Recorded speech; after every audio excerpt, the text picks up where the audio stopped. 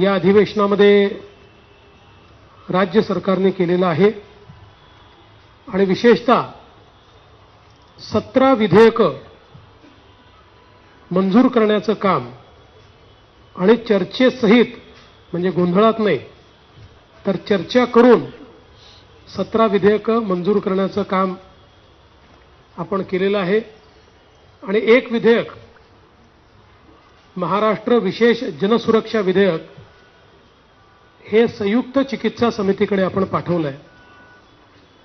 खरं म्हणजे अर्बन नक्षलवाद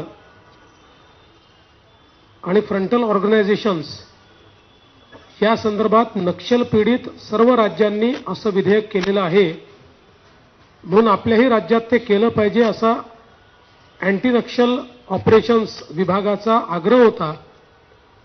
म्हणून आपण ज्यावेळेस शिंदेसाहेब मुख्यमंत्री होते आणि मी गृहमंत्री होतो त्यावेळेसच आपण याचा मसुदा तयार केला होता. परंतु या संदर्भात अनेक अफवा पसरवण्यात आल्यामुळे त्यावेळेस आम्ही ते मांडलं नाही आणि आताही विरोधी पक्षाने कुठलीही मागणी न करता आम्हीच हा निर्णय केला की अशा प्रकारचं विधेयक मंजूर करताना कुठेतरी लोकशाहीची पायमल्ली करायची आहे, विरोधकांचा आवाज दाबायचा आहे, अशा प्रकारच्या ज्या वल्गना केल्या जातात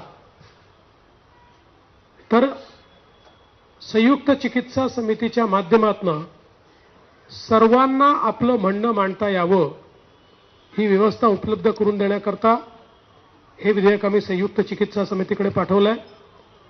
जेवढ्या संघटना आहेत ज्यांना आपलं म्हणणं मांडायचं आहे त्या सगळ्यांना आपलं म्हणणं मांडण्याची पूर्ण संधी मिळेल.